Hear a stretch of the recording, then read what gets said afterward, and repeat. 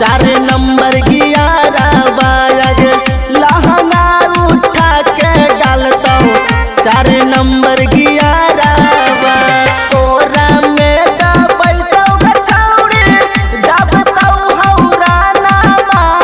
कोरा में दबैतौ गछौड़ी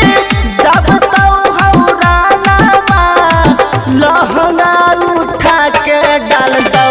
4 नंबर गियारा बाग लहंगा उठा के डालतौ 4 नंबर गियारा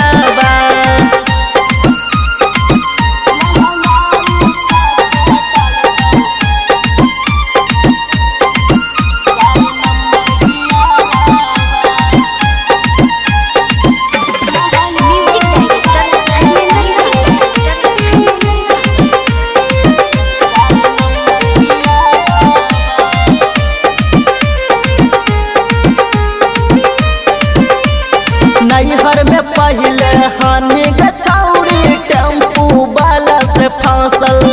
है बुढ़बो जबन का देखी